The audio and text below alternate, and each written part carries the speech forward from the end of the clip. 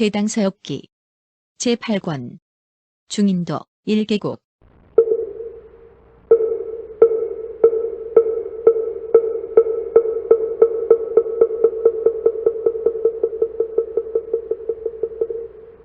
1. 마게타국 마게타국의 둘레는 5천여 리에 달한다. 성에는 살고 있는 사람이 적고 성 밖의 마을에는 많은 사람들이 처마를 잇대고 살고 있다. 토지는 비옥하고 곡식이 풍성하다. 특이한 벼품종이 있는데 나달이 아주 크고 향기와 맛은 뛰어나며 광택과 색이 매우 특이하다. 이 나라의 사람들은 이 쌀을 가리켜서 태인에게 공양 올리는 쌀이라고 부른다. 토지는 늪지이며 마을은 고원에 자리 잡고 있다. 한여름부터 중추 전까지는 평지에 물이 흘러 배를 띄울 수 있다. 풍속은 순박하고 질박하며 기후는 온화하고 덥다. 학문을 높이 숭상하고 불법을 존경하고 있다. 절은 50여 곳 있으며 승도들은 1만여 명 남짓 있는데 그들은 대부분 대승법의 가르침을 익히고 있다. 천사는 수십 곳 있으며 이교도들도 매우 많다. 근가 남쪽에 옛 성이 있는데 둘레는 70여 리이다. 황폐해진 지 오래되었지만 그 터는 여전히 남아있다. 옛날 사람들의 수명이 무량세였을 때 이 성은 구소마보라성이라고 불렀다. 왕궁에 꽃이 많았기 때문에 그런 이름이 붙여진 것이다. 그로부터 인간의 수명이 수천 세가 되었을 때에 이 성은 다시 파타리자성이라고 불렸다. 옛날에 어떤 바라문이 있었는데 그는 재주가 뛰어나고 박학한 사람이었다. 수천 명의 문인들이 그에게서 배우고 있었으며 여러 학도들이 함께 와서 논일고 배웠다. 이때 서생 한 사람이 온종일 서성이며 근심에 사로잡혀 밖을 내다보고 있었다. 그러자 동료들이 물었다. 무엇을 그리 근심하는가? 그가 답하였다. 아직 한창의 나이에 멀리 유학 와서 혼자 고민하여 왔네. 세월이 오래 지났지만 학업과 기회에서 이룬 것이 없어 이것을 생각해보고 말을 하자니 울적한 마음이 더욱 심해질 뿐이네. 그러자 학도들이 장난삼아 그에게 말하였다. 이제 보니 그대는 배우자를 찾고 있었구나. 그리하여 그 자리에서 장난삼아 세 사람을 세워서 남자 쪽 부모로 삼고 두 사람을 세워 여자 쪽 부모로 삼은 뒤 그를 다리수 아래에 앉혀놓고는 너는 이제 이 나무의 사위가 됐어라고 하면서 과일을 따오고 맑은 물을 떠서 혼인의 순서를 말하고 짝을 맺을 시기를 정하였다. 이때 거짓으로 꾸민 여자의 아버지가 꽃가지를 잡고 서생에게 주면서 말하였다. 이것은 아름다운 배필이다. 부디 거절하지 말아라. 서생은 몹시 기뻐하여 스스로 만족하였다. 어느새 해가 저물어 학도들이 돌아가자고 말하였지만 서생은 연정을 품고서 꼼짝하지 않았다. 학도들이 말하였다. 앞서 한 말은 장난이었으니 부디 함께 돌아가는 것이 좋지 않겠는가. 숲속에 맹수들이 있어 해를 당할지도 모르네. 그러나 서생은 끝내 남아 나무 주위를 맴돌았다. 어느덧 석양이 졌고 문득히 한 빛이 들판을 비추더니 청아한 음악 소리가 울리면서 휘장이 길게 펼쳐졌다. 그리고 호련히 노인 한 사람이 나타나더니 지팡이를 짚고 다가와 위로의 말을 던졌으며 또다시 노파가 소녀를 데리고 왔다. 길을 가득 메운 하객들은 화려한 성장을 하였으며 음악이 울려 퍼졌다. 이때 노인이 소녀를 가리키며 말하였다. 이 아이는 그대의 나이 어린 아내이다. 술 마시고 노래 부르며 즐기는 가운데 연회가 7일이나 계속되었다. 한편 학도들은 서생이 맹수에게 해를 당하지는 않았을까 걱정이 되어 그 나무 아래로 와서 그를 찾아보았다. 그런데 서생은 홀로 나무 그늘에 앉아서 마치 귀한 손님을 대하는 것처럼 하고 있었다. 학도들은 함께 돌아가자고 말하였지만 서생은 거절하고 끝내 따르지 않았다. 그 후 스스로 성 안으로 들어가서 친척들을 찾아가 이 일의 자초지종을 모두 이야기하였다. 그 이야기를 들은 사람들은 너무나 놀라서 여러 친구들과 함께 숲속으로 가보았다. 그들은 모두 다 꽃나무가 하나의 큰 집으로 변하고 하인과 몸종들이 분주하게 오가는 가운데 그 노인이 조용히 접대하며 음식들을 내어놓고 음악을 연주하면서 손님을 맞는 예를 갖추는 광경을 보았다. 친구들은 성으로 돌아가서 사방에 이 일을 낱낱이 알렸다. 그로부터 1년이 지나 사내아이를 낳은 뒤 그 서생은 아내에게 말하였다. 나는 이제 돌아가고 싶지만 그대와 헤어질 것을 생각하니 견딜 수 없소. 그러나 가지 않고 이곳에 머물러 있다 해도 몸을 의탁할 곳이 없어 이리저리 방랑하게 될 것이오. 그의 아내는 이 말을 듣고 나서 자신의 아버지인 노인에게 자세하게 이야기하였다. 그러자 노인이 서생에게 말하였다. 인생의 즐거움이 어찌 고향에만 있겠는가. 이제 집을 지어줄 것이니 다른 생각을 하지 않는 것이 좋겠다. 그리하여 사람들에게 일을 시켰는데 하루도 채 되지 않아 완성되었다. 나아가 예전에 향화성을 이 마을로 옮겼고 그 아이로 말미암아 신이 성을 지었다고 하여 이후로는 파타리 자성이라는 이름이 생기게 되었다. 옛 왕궁의 북쪽에 돌기둥이 있는데 높이는 수십 척에 달한다. 이것은 무왕이 지옥을 만든 곳이다.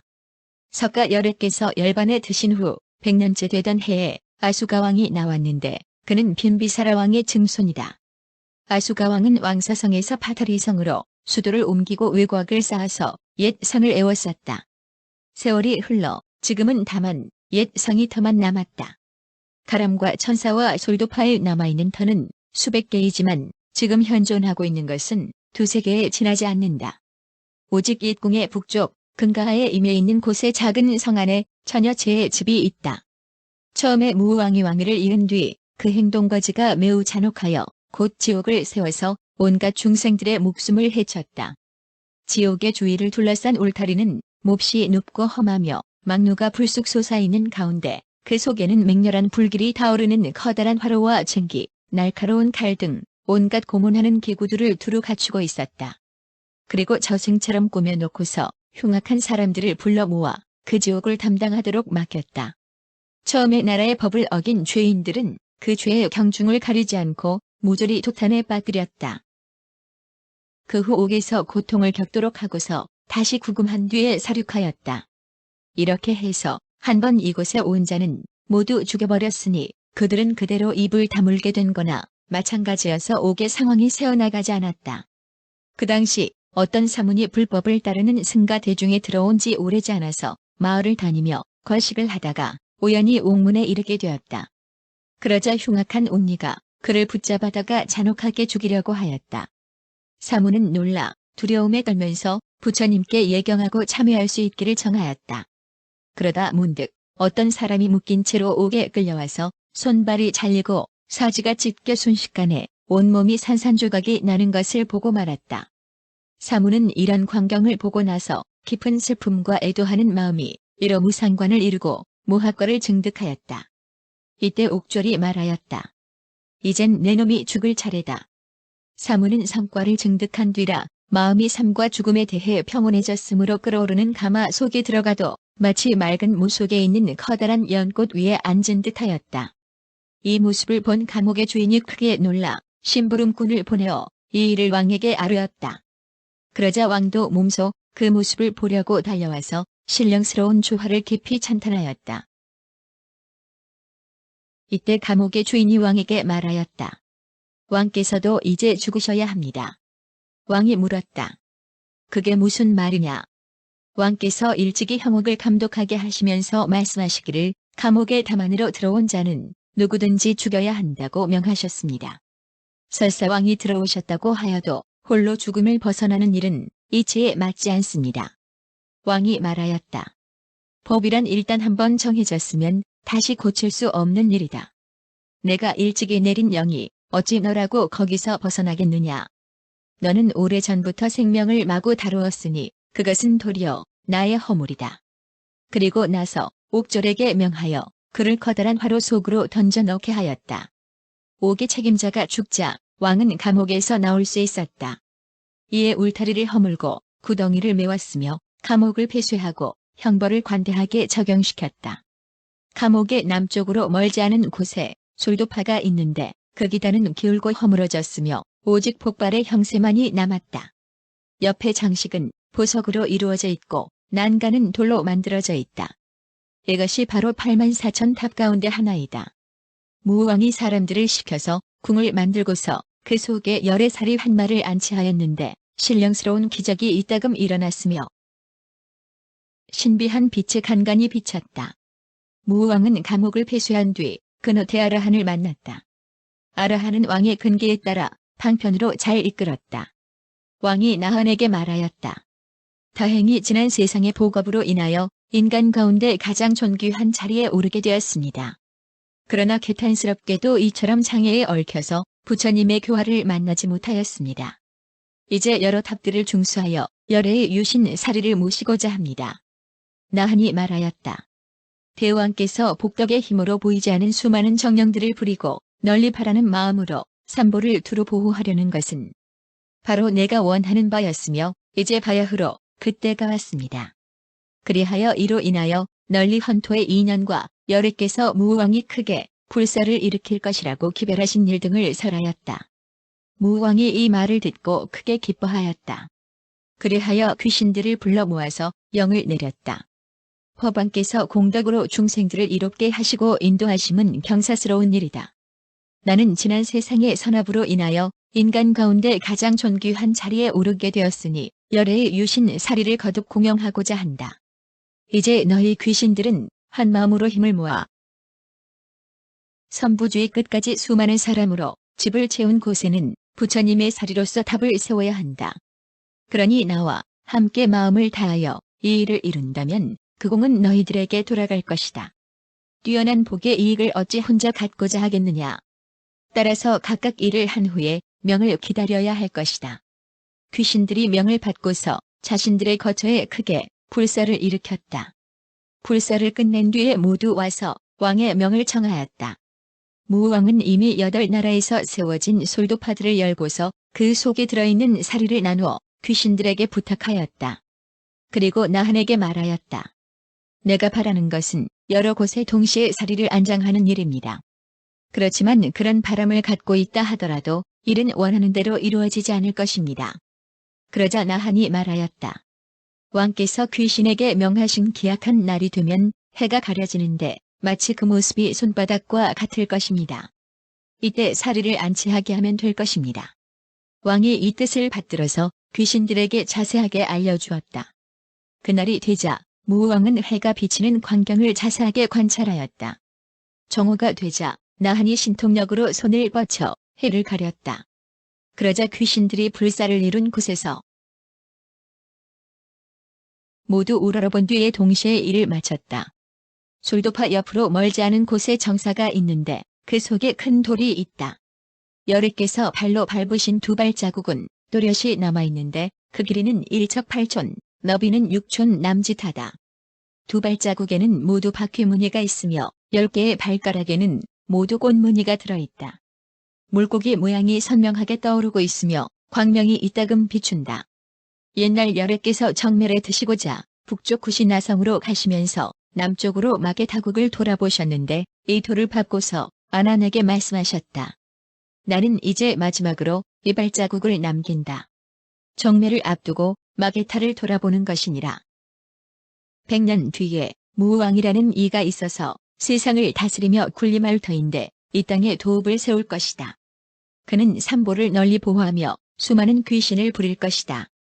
무왕이 왕위를 계승한 뒤 도읍을 옮기고 마을을 축조하여 부처님께서 족적을 남기신 바위를 에워쌌다.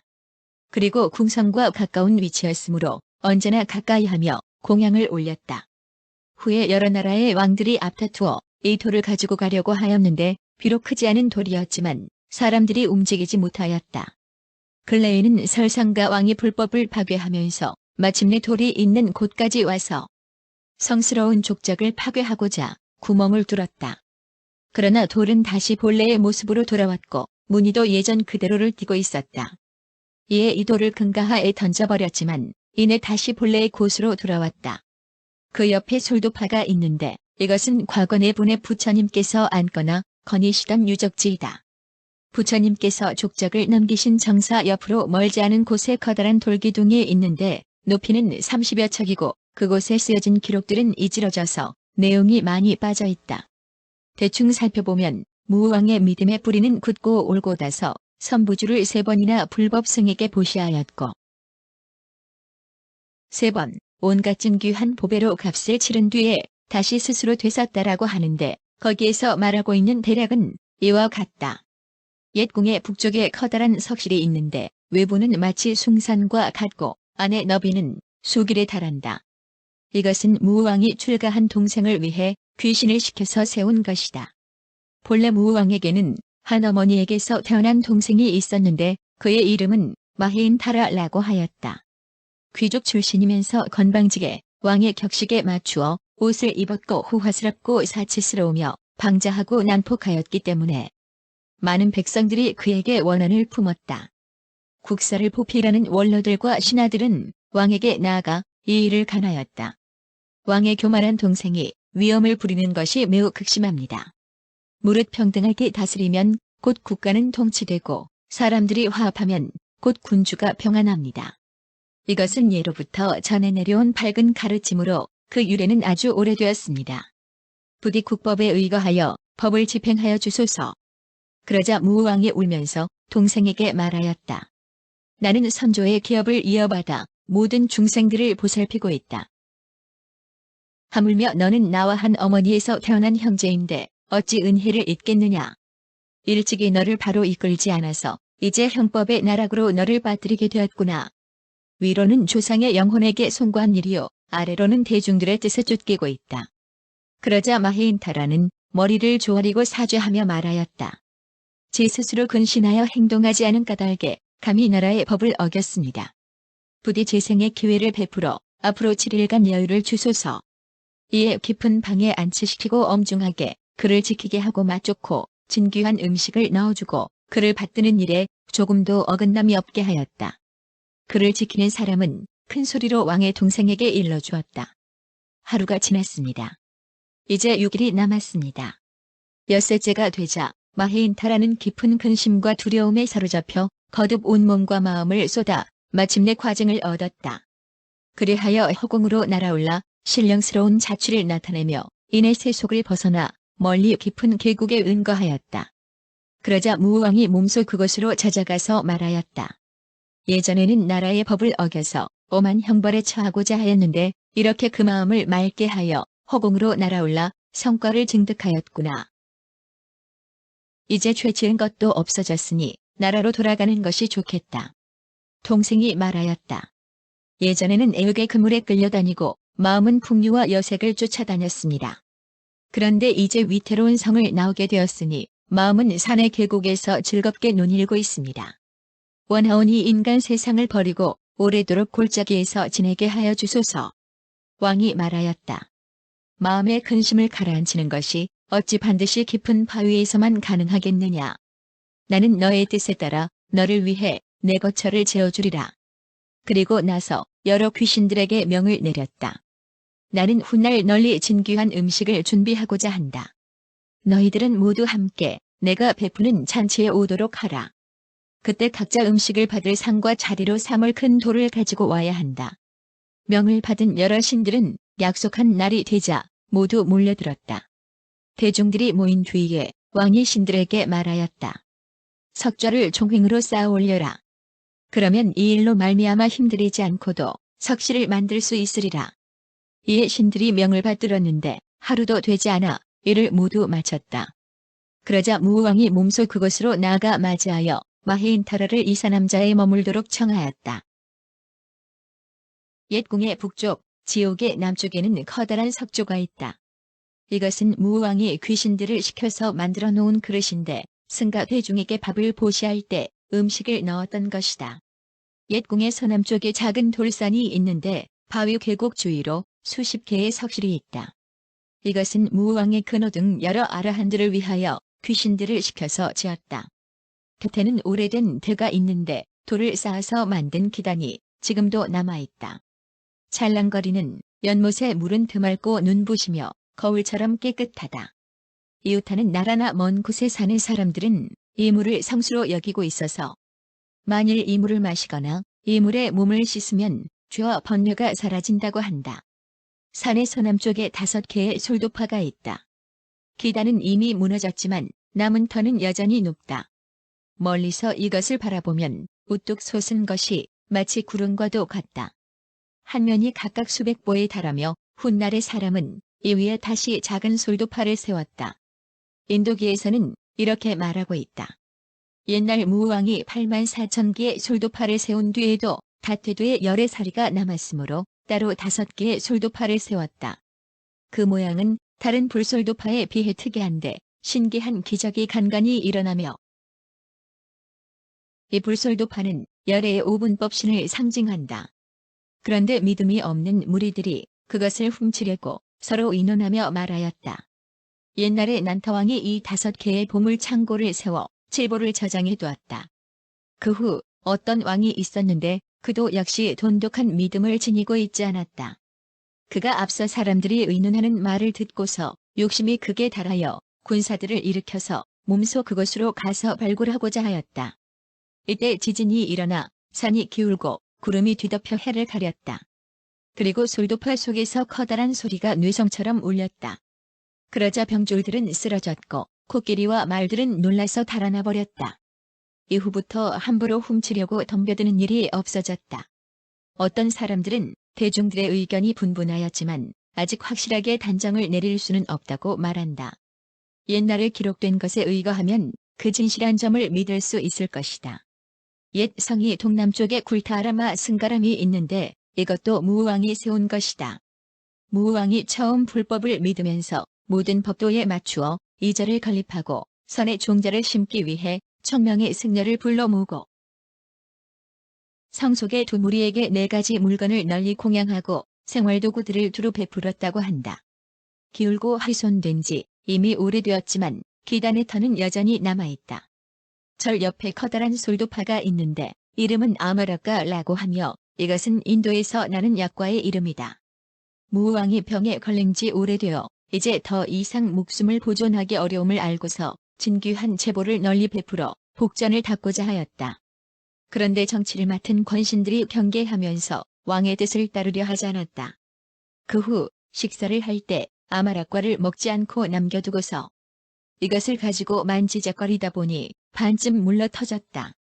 왕은 그 열매를 손에 쥐고 길게 탄식하면서 신하들에게 물었다. 선부주의 주인은 지금 누구인가? 신하들이 답하였다. 오직 대왕뿐이십니다. 왕이 말하였다. 그렇지 않다. 나는 이제 군주가 아니다. 오직 입안만 남은 과일 정도를 마음대로 할 수 있을 뿐이다. 세간의 포괴는 무너지기 쉬우니 마치 바람 앞의 등불보다도 더 위태롭다. 나의 지위가 온 세상에 위에 있고 높은 명성이 널리 알려져 있다 하여도 이렇게 목숨을 바칠 때가 되니 가난해지고 세력 있는 신하들의 핍박을 당하게 되었다. 천하는 나의 것이 아니고 입안 쪽의 열매만이 내게 남아있구나. 그리고 나서 곧 신하들에게 명하여 이렇게 말하였다. 입안 쪽 열매를 적의원으로 가지고 가서 여러 승가 대중에게 보시하여라. 그리고 옛날에는 선부주의 주인이었지만 지금은 반쪽 아마락의 왕에 지나지 않는 사람이 대덕 스님들에게 머리 조아려 절을 올리나이다. 부디 최후의 보시를 받아주십시오. 제가 가졌던 모든 것은 이미 잃어버렸고 오직 이 열매 반만을 마음대로 할 수 있게 되었습니다. 저의 가난함을 가엾게 여기시어 복의 종자를 널리 증장시켜 주소서라고 말씀 올려라. 사신으로부터 이 말을 전해 듣자 스님들 가운데 상좌 스님이 말하였다. 무대왕은 과거에 널리 제도할 것을 기약하였지만 학질에 걸리게 되었다. 간악한 신하들은 제멋대로 명을 주무르고 쌓아두었던 보배도 이제 더 이 상황의 소유가 아니다. 그리하여 반만 남은 과일을 보시하였으니 왕의 명을 받들어 널리 승가 대중에게 보시하여라. 그리하여 왕이 말한 대로 말하며 곧바로 전사를 불러서 국을 끓일 때 그 속에 넣어 끓이도록 시켰다. 그리고 그 열매에 씨를 거두어서 솔도파를 세웠다. 왕의 두터운 은혜를 입었기 때문에 이로써 왕의 유언을 널리 세상에 알렸던 것이다.